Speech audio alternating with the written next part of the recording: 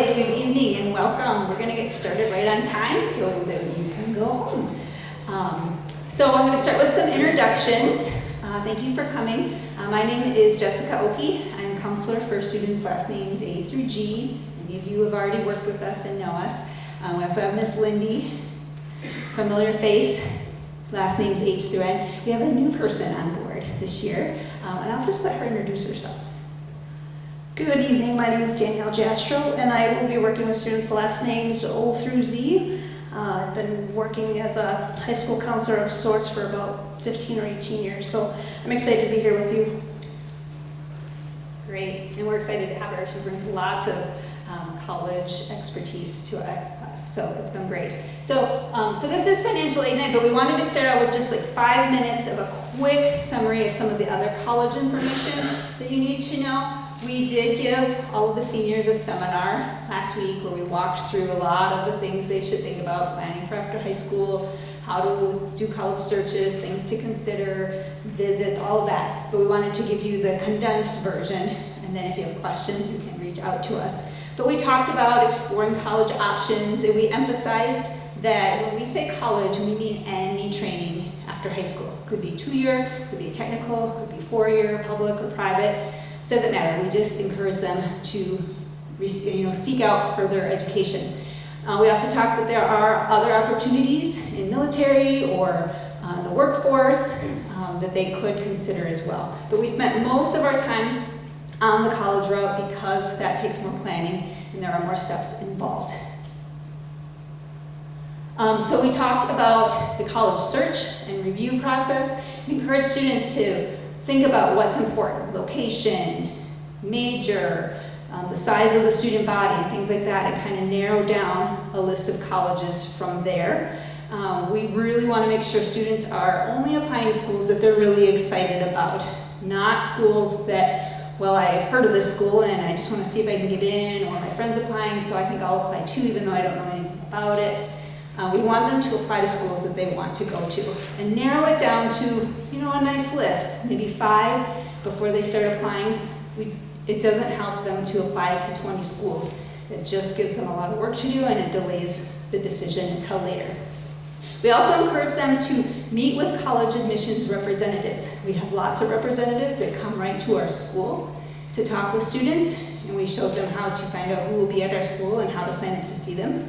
And we also encourage them to do campus visits once they have their list narrowed down a little bit, because then they can ask those questions, see the campus themselves, and find out if it is indeed a good fit for them. Then once they have it narrowed down, they should work on the applications. All the applications are available on the college websites. Every application is a little bit different, so we talked a lot about following directions and finding out what each college requires, and then going with that. Using right punctuation, capitalization, their full legal name, all of those things are really important. Deadlines are also really important. One deadline that we tend to highlight because it's a popular school for our students is the University of Minnesota system. They have an early action deadline of November 1st and a regular deadline of January 1st. Both deadlines receive equal consideration for admissions and scholarships, but with the early deadline, you hear back sooner.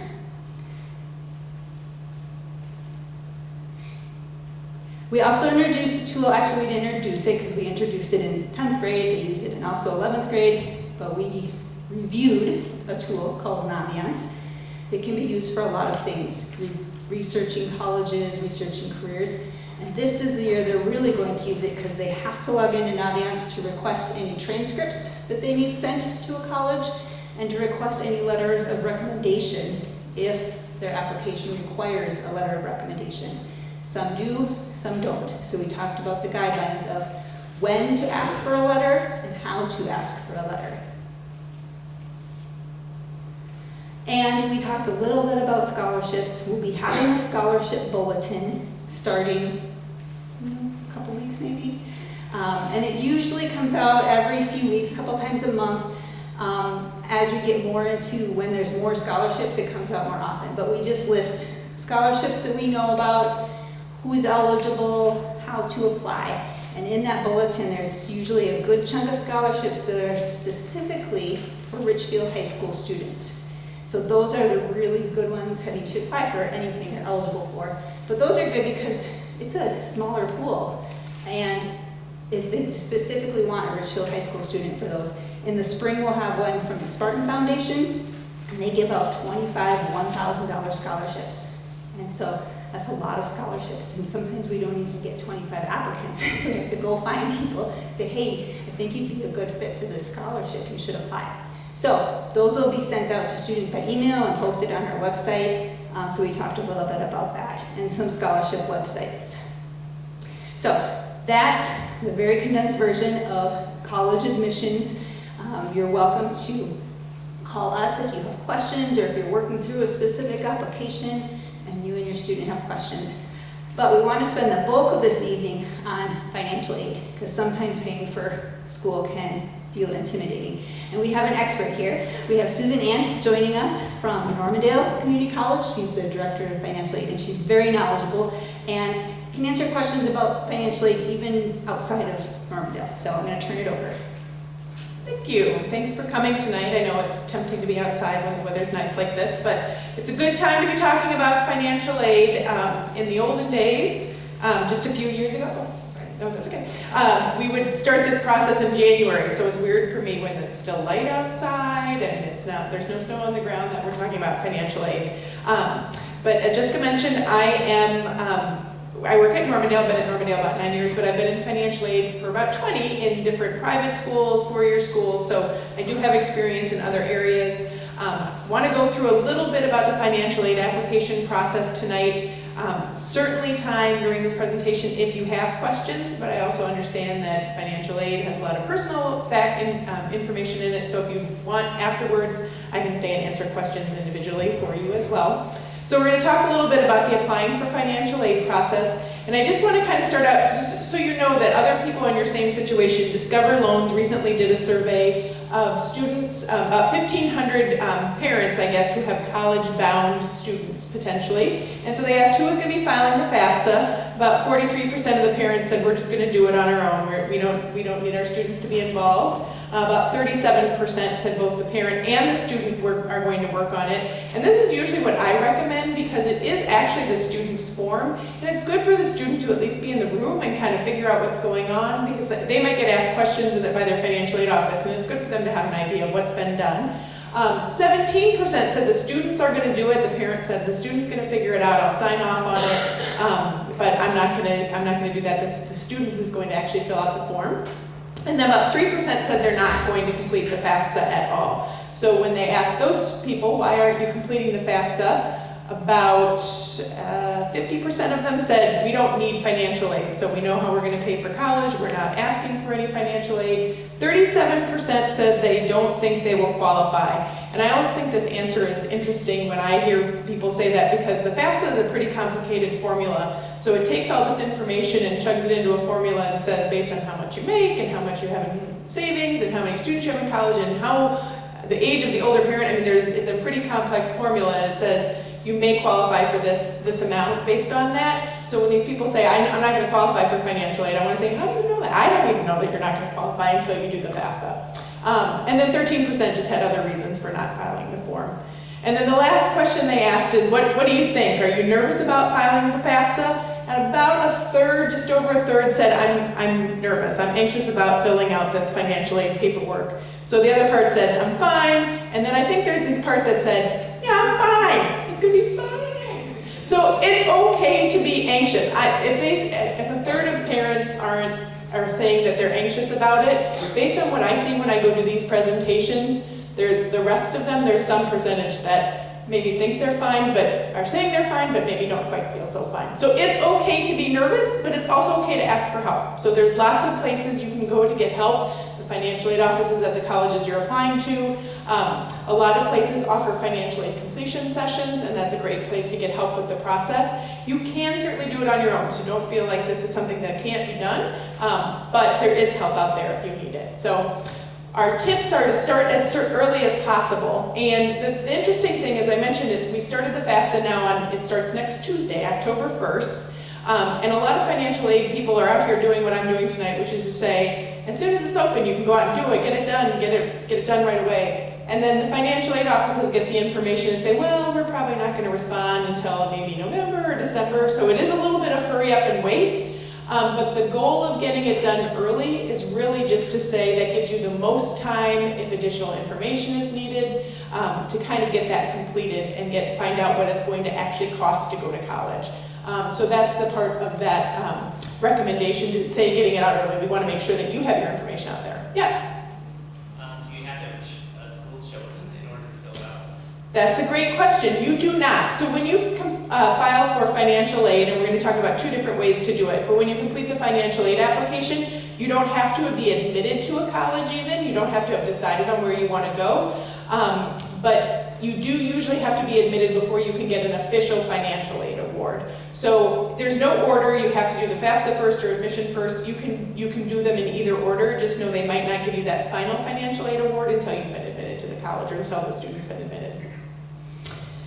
There are 2 different ways to file for financial aid in Minnesota. We'll talk, again, we saw from that survey, a lot of parents are doing this form for their students, but it really is a student financial aid application. So there's 2 ways to apply depending on the student's status. So if a student is a permanent resident or, a citizen, permanent resident, or what's considered an eligible non-citizen of the United States, so the student status, then they would complete the free application for federal student aid, or the FAFSA.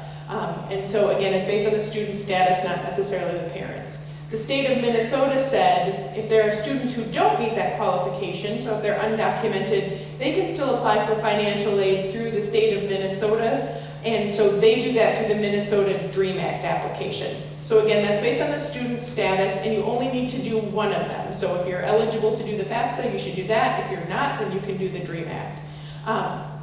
They're essentially the same process. We'll talk a little bit about both of them, but I'm going to spend most of my time on the FAFSA because there's a few extra things that requires. Once you complete that financial aid application, then after that it goes to the financial aid offices, and that's really who you're going to be working with from that point on. So the financial aid offices are kind of your gateway between either the FAFSA or the Minnesota DREAM Act to say, let's make sure we get that financial aid award, figure out what it's going to cost to go to college. So they're going to send information to you, again, to complete that application potentially, and also when you've gotten a financial aid award. And so it's important to make sure you're watching out for notifications for them so you don't miss out on any deadlines of accepting maybe awards or scholarships that you've gotten. So you want to make sure you're kind of paying attention to that. And as I mentioned before, you can be calm, don't panic. There are people here to help you, but like I said, I've seen plenty of people do it before. It can be done. So we're going to kind of talk about the process. The FAFSA, again, is a federal form, so it's the free application for federal student aid, FAFSA. And so it's something that, again, the student's form that the student will complete each year in order to qualify for financial aid. And the first thing I usually tell parents and students to do is get an FSA ID. So that ID is their login password. It's going to be used as their username and password to log into the FAFSA. Also other types of federal student aid. So if a student, for example, decides to take out a loan, they can log in to check on their loan status with that. So this is the starting point. It really is as simple as creating a secure username and password. The problem is it seems to be one of the most frustrating username and passwords I've watched people create. So it does ask a lot of security questions. It's very specific on what your password can and cannot contain. And so I usually tell families to do it beforehand just to kind of get that frustration part. Again, it's not any more difficult than any other username and password, but it can sometimes, like I said, have some annoying little glitches, so it might take a few times to get it. So it's nice just to have that out of the way. I mentioned both student and parent will come to create one of those. So the FAFSA is the student's form, but for most students until they turn 24 years of age, they're going to also include parent information. So that's the FAFSA kind of guideline of what makes a student considered what is called dependent on their parents.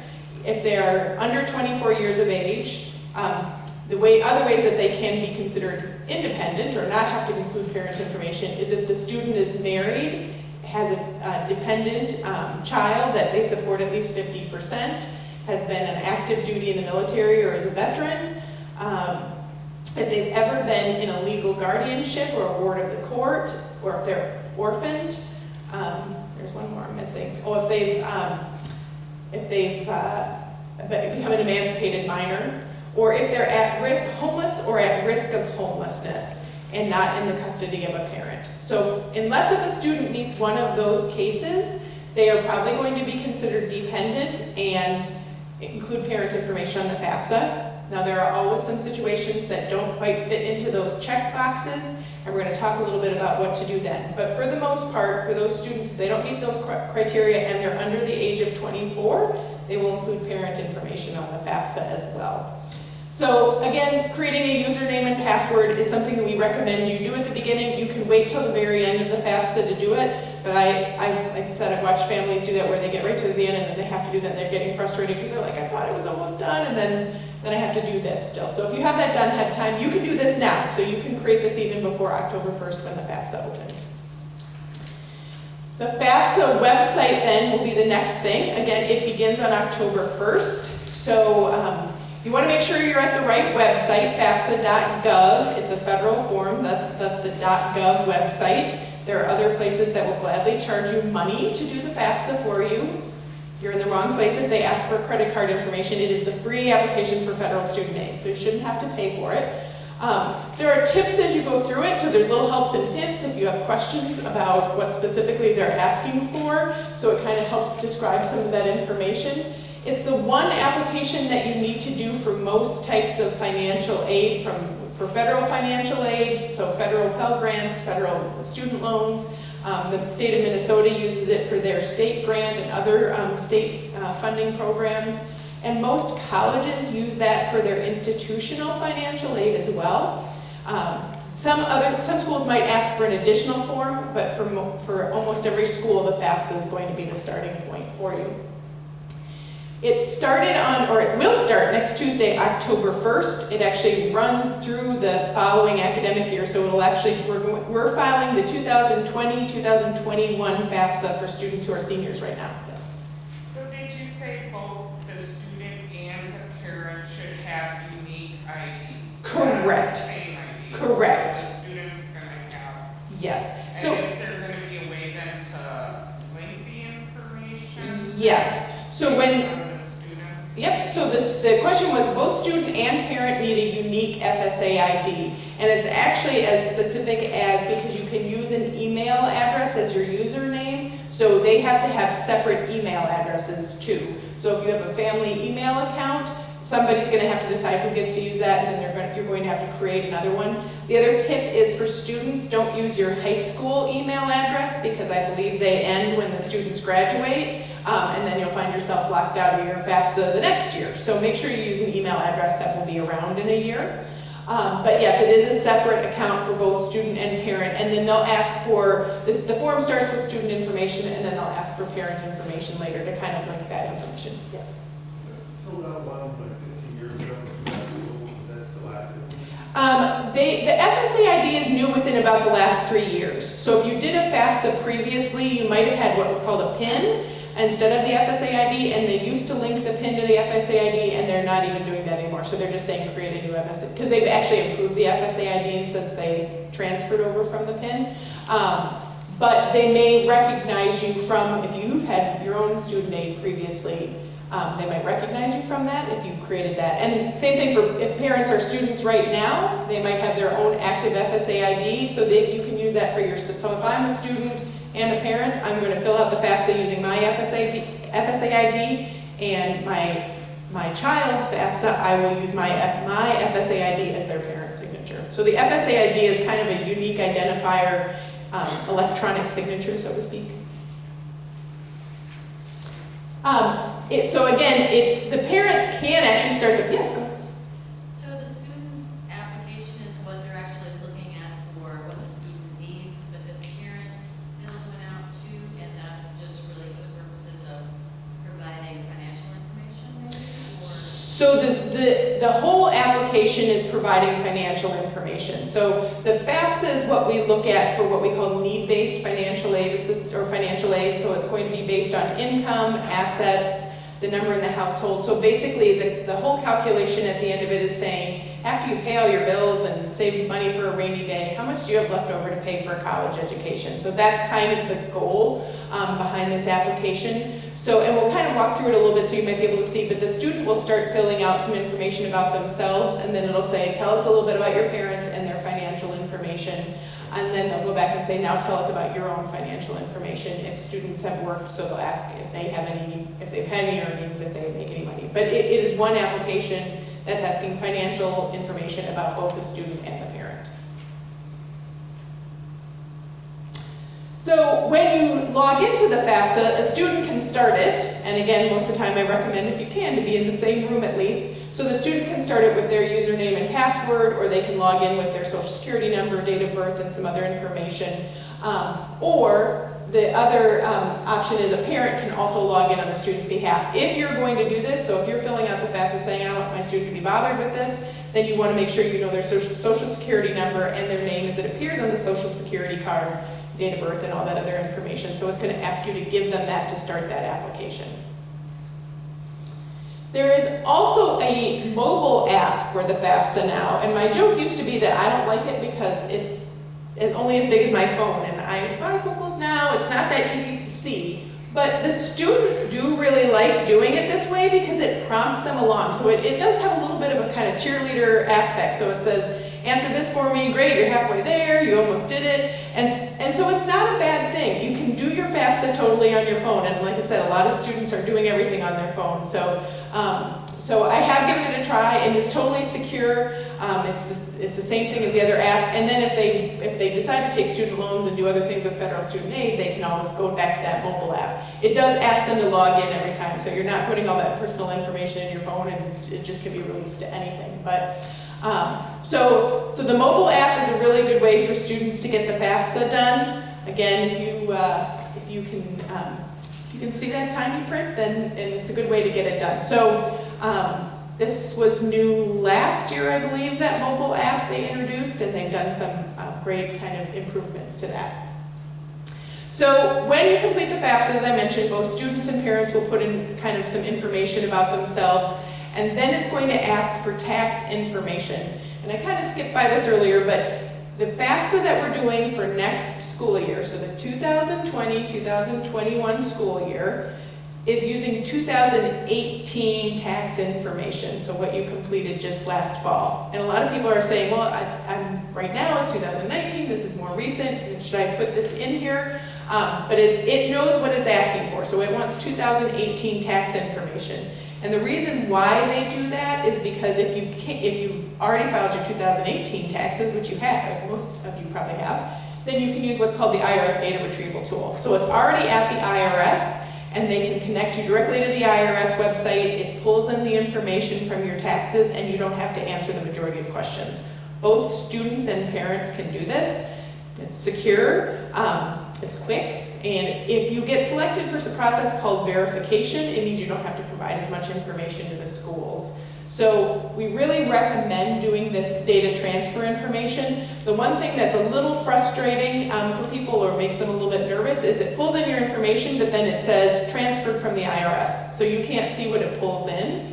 That's actually a security feature because in the past they pull it in and show you that information, and people could use that to basically hack your IRS information and file taxes on your behalf. So they've stopped showing you that information to make sure they're protecting your security, but then it can be a little frustrating because you can say, I don't remember what this was here, and so how do I know what this number is that goes there? But if you have your taxes by your side, you can kind of answer some of those questions as well. But if you don't have a copy of your taxes, or you, like I said, just want to do a little bit quicker process, that IRS data retrieval is out there for you. The other application that we are talking about tonight is again, the Minnesota DREAM Act. This is for a student who is undocumented, so doesn't meet either citizenship or permanent resident status. So they're not considered an eligible non-citizen for the purposes of the FAFSA. The state of Minnesota allows students who have graduated from a Minnesota high school and meet other Minnesota residency requirements to apply for state-funded grants and also work study through the state of Minnesota. So students who are not eligible to do the FAFSA can do the DREAM Act application, and they're eligible for a lot of things, just not that federal Pell Grant funding or federal loans. So they are not able to do that but there are a lot of great state programs that these students will be eligible for. It also, if they're going to state-funded schools, it makes sure they're paying in-state tuition rates by completing this application. The biggest difference between the FAFSA and the DREAM Act, besides where the application is going, is who kind of deals with the application. So the FAFSA sends an application to the school, and everything that after that application gets submitted is going to be between you and the individual colleges and universities. But the Minnesota Office of Higher Education actually reviews all these files themselves. So they give it to us when it's completed and says, here's the student's eligibility based on what we calculated. So you might do more conversation with the state of Minnesota if you're completing out that application. Otherwise, they're asking the same questions, the same types of information. If you didn't get one of the handouts, make sure you grab one on the way out. On the half sheet, one of the things that's on here is a list of things that you'll want to have ready when you're completing the FAFSA. And I mentioned Social Security number for the student if you're logging in on the student's behalf. But whether you're logging in on the student's behalf or the student's doing it, make sure you know Social Security number. A lot of people will just flip 2 digits around, and it's a pretty easy mistake to make. It's a little bit harder mistake to kind of fix once you've done it. So just double check and make sure those numbers are in the correct order, and make sure you're using the legal name as though it's on the Social Security card. So I'd be Susie, not Susie, but I'd be Susan if I were completing the FAFSA. They're looking for 2018 income tax returns, or if you didn't file taxes in 2018, then the W-2s, just so you know how much you earned. If you have some untaxed income from 2018, you'll want to know about that as well. Some examples, if you made some payments to tax-deferred pension or savings. So again, this is money that's maybe coming out of your wages to go into your retirement account. Your retirement account itself doesn't count in the FAFSA, and we'll talk about that in a minute. If you have child support that either you received or paid, both of those in 2018, both of those will go on the FAFSA. And so again, what we're talking about is income that you earned last year for the most part that's going on the FAFSA. There are some things that it'll say as of today, and that's primarily going to be assets and other investment information. So they will ask, as of today, what's your balance, current balance of cash, savings, and checking? And I usually say, kind of pick at the end of the month or whenever you pay your bills, what's the balance you kind of carry from month to month. Assume that's going to be what you're putting on the FAFSA. So if you get paid on Friday and say, I'm going to fill out the FAFSA, celebrate payday by filling out the FAFSA, you don't have to say, oh, my account's full, I better put all that on there. So again, kind of assume what balance you carry. They want current assets, so there's a separate question, what's your current value of your assets? It's going to be net value. You're not going to include retirement savings, so any savings for retirement in a qualified retirement plan does not count as an asset for the purposes of the FAFSA. That money is saved for retirement, it's not for paying for college. It will ask about current, if you have any investment property. It's not counting your home, the value of your home. So it doesn't count the value of your home or a mortgage against it, so it's neither for or against you on that. So the value of the home you live in doesn't count in there. But if you have any property other than that, then that would be included on the FAFSA. It does ask for other stocks, bonds, things like that. It also asks if you own a business or investment farm. And that would be, if you do own your own business, it would have to have more than 100 employees. Same with an investment farm. So it would have to have more than 100 employees before it would be counted as an asset for the purposes of the FAFSA. Yes? So do they ever make any exceptions from the 2018? Like, for example, if one of your parents retired. Right. Because if they look at that. Yep. So the FAFSA, the question was, do they ever make any exceptions?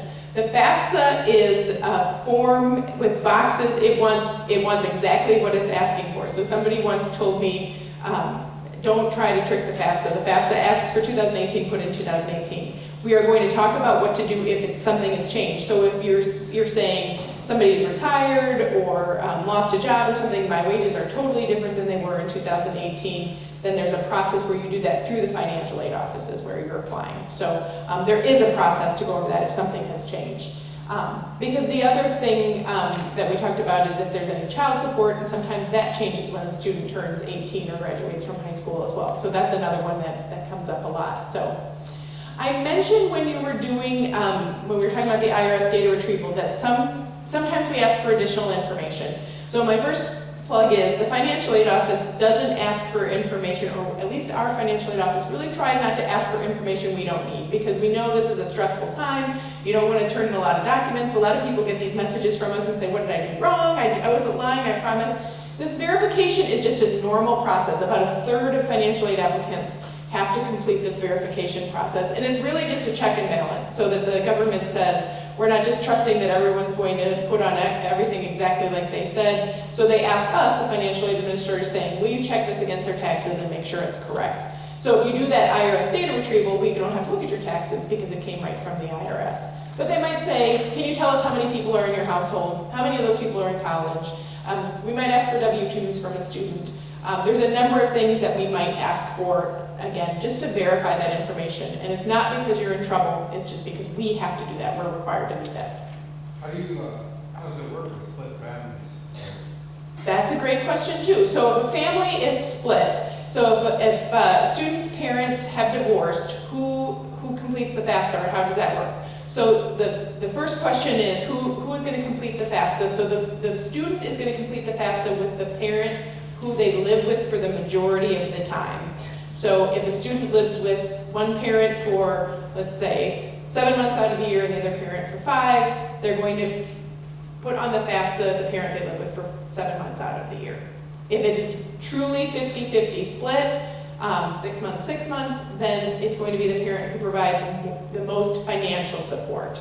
And if that's truly split, then you can pick either parent. But the primary driver of who completes the FAFSA is going to be where the student lives the majority of the time. And most of the time, that's pretty obvious. If that parent has remarried, then you're going to put the step-parent's information on the FAFSA as well. If not, and like I said, if the non-custodial parent, so let's say you pick the parent who's filing the FAFSA, the non-custodial parent doesn't put anything on the FAFSA. It's just going to be the parent where the student lives the majority of the time. That's a good question.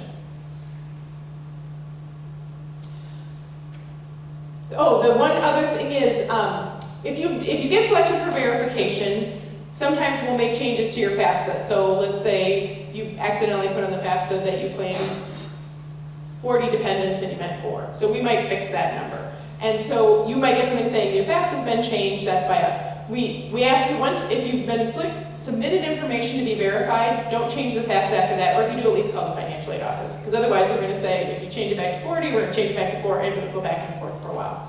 The other thing is, some colleges do require what's called the profile. These are usually the typically really competitive colleges, and the profile is kind of like the FAFSA plus a little bit more. So it might ask for information about the non-custodial parent. So if parents are divorced and the mom's filling out the FAFSA, the profile might ask some questions about the father's financial status too. Not every college requires it. There is a fee for completing the profile form, so make sure you need to do it before you do it. And there's deadlines on completing that profile, so make sure you're aware of that. When you get your financial aid information, it will have a couple of different types of financial aid on it. Gift aid is the best kind of financial aid. That could be scholarships. So these are usually awarded based on some sort of talent or merit. It might be academic, it might be sports, it might be musical. But at the end of the day, a student has done something that says, we're giving you a scholarship, and that's free money that they don't have to repay. Same thing with grants. They could be from the federal government, from the state, from the college itself. It's free money that doesn't have to be repaid. So at the end of the day, $1,000 of grant spends the same as $1,000 of scholarship. The grants are usually based on this financial aid, the FAFSA calculations, or the Minnesota DREAM Act calculations. Scholarships are usually based on something else, so they might not require any financial need. So if you can get scholarships on top of need-based aid, that's just reducing your costs. So gift aid is the goal to help pay for college. They will also give some information on what we call self-help financial aid. So student loans, Those are federally guaranteed loans, so the student doesn't have to have any credit established, they don't need to have a cosigner, it's in the student's name, the student is required to repay it. The other type of self-help that I really encourage students to try is called work study. It's a job on campus, they get paid like any other paycheck, it's not paying off their tuition bill necessarily, but it's probably giving them some spending money, and it's also helping them build some relationships on campus. So if students can get a work study job, it's a really great way for them to, like I said, get a little bit of extra spending money and also kind of find their way around campus, especially during their first year. They'll probably start out giving preliminary awards. Even when they move to the October 1st FAFSA, the state of Minnesota, for example, doesn't usually decide what their grant amounts can be, and even Minnesota State colleges and universities, we're not deciding our tuition amounts until into the spring. So a lot of times we say it's not going to be final until we can tell you what your exact costs are going to be. But when you get these awards, the best way to do it is to say, I'm going to look at the cost to attend this school and the cost to attend that school, how much gift aid did this school give me, how much gift aid did this school give me, and just compare the two prices. That's going to be the best comparison to say, because you can get more loans or more work study, but at the end of the day you have to either repay or earn that. So you want to say, what's the net cost going to be at those different colleges? I don't want to talk too much about student loans, but I do kind of want to make sure that, I know there's a lot of news out there about students taking on more loans than they can handle, and certainly it is a problem. A lot of those high loan amounts that you hear are from graduate students who are maybe going into professions like medical profession and some other things, but there are some undergraduate students who do take on a lot of loans and then find themselves unable to repay them after they, even after they get a job. So I just want to say student loans are something that can be taken with some caution. Most students, if they're taking the amount that are offered to them, it's not going to give them a debt level that's not going to be able to be repaid once they graduate. But make sure you're borrowing just to cover the costs of what you really need. There are other options to borrow. Some students and parents decide to use private loan funds to help finance that education. There's also a Parent Plus Loan program, which is a federal loan specifically for parents, so the parents are responsible for repaying that instead of the student. So those options are out there. But again, at the end of the day, like I said, it's the gift aid that's really going to determine, how they're reducing that cost for you. So this came up before. What happens if something's changed? So the FAFSA just wants what it's asking for. It doesn't care about your special circumstance. You can't attach a page to it saying, let me tell you the story. That's going to happen with the financial aid office. And this is our job, is to deal with these special circumstances. So if financial aid was all just processing the FAFSA, then they would let a computer do it. But the financial aid officers want to help you with these special situations. So a lot of people say, I'm not sure if I should ask about that. If you have a question, you should ask about it, because probably somebody has asked before too. So some of the things that we help students with the special circumstances, I mentioned what makes a student be considered dependent student or independent student, so not have to include parent information. If they can't answer yes to one of those questions, but they have a situation where maybe they haven't been living with their parents for years, then they may qualify to either be considered homeless or at risk of homelessness, even if they have a place where they're staying. Sometimes they meet that definition because it's a pretty broad definition, or sometimes we can say we're going to do an override and you don't have to include parent information. Again, the student can't do that generally on the FAFSA. They have to have a financial aid administrator help them do that. And there's usually a process that's outlined on those financial aid websites, or they have a form that they can do that with. Whether a change of income, maybe from a retirement or a loss of a job, if a family had maybe a large amount of child support that ended when the student turned 18, other benefits that are ending for the student. So generally something that has had a big change of income since the time you filed the FAFSA, that information is going to go to the school's financial aid office. They have to make a decision. Now, this is kind of the bad part, because as I mentioned before, if you're looking at 8 different schools, you can list them all on the FAFSA even if you haven't applied to them. But that means you might have to do this process 8 times. So you might want to wait till you get closer to making a decision.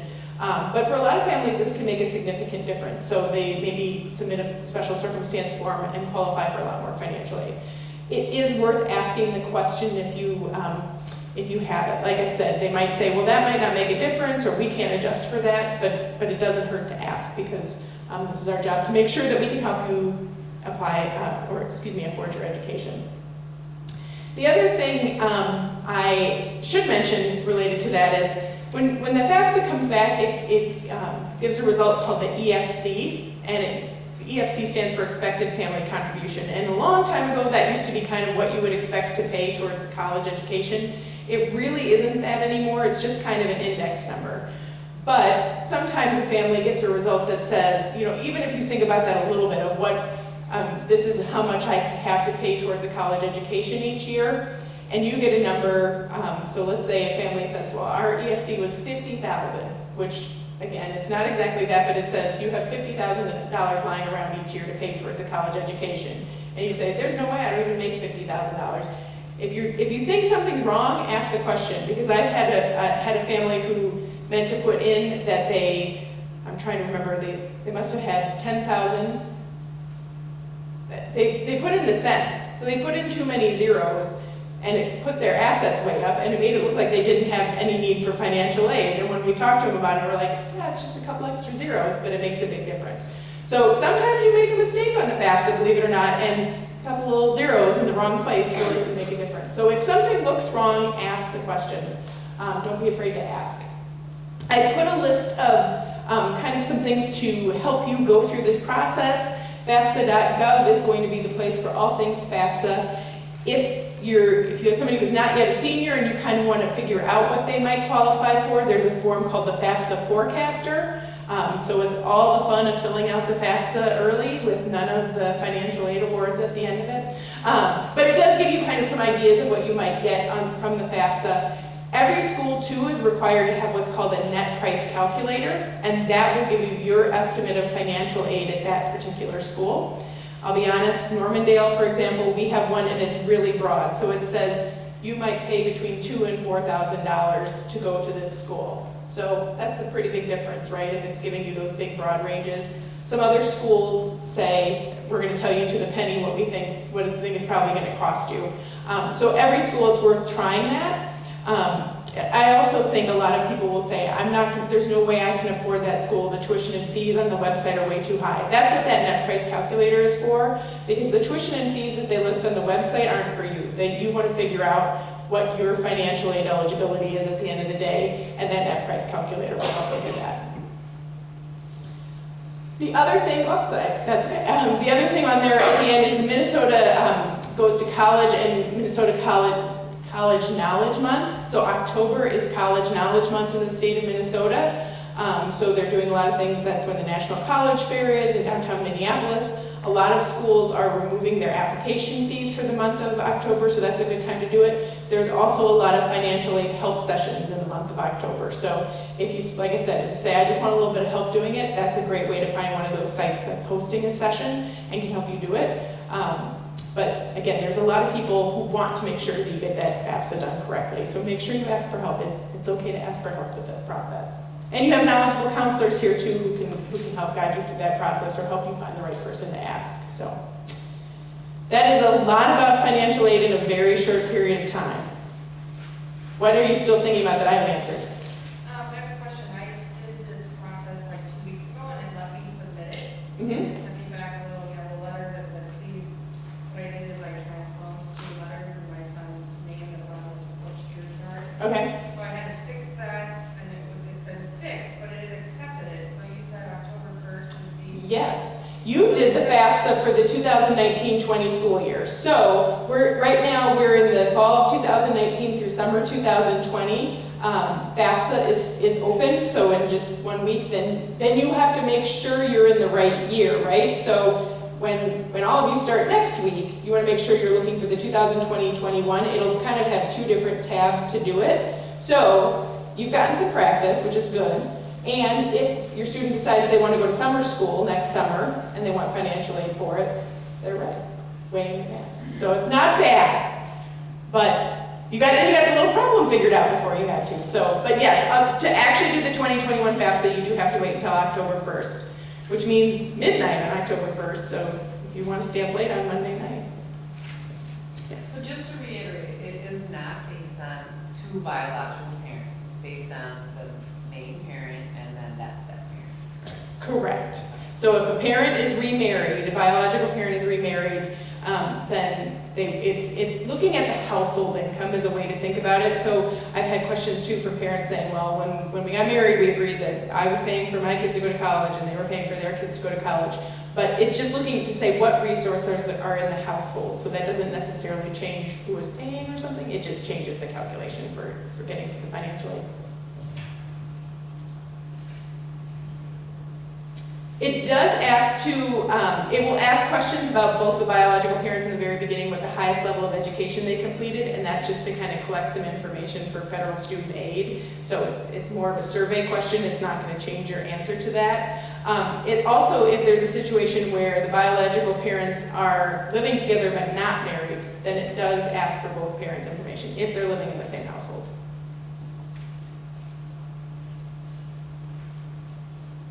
Other questions? Well, good. Well, I'll let you go enjoy the nice night. But like I said, I'll stay around for a little bit too if you have any questions you want to ask me individually. All right, thank you so much for coming out. Like she said, we'll hang out here for a few minutes. If you have individual questions, otherwise you're welcome to contact us by phone or email if you have questions.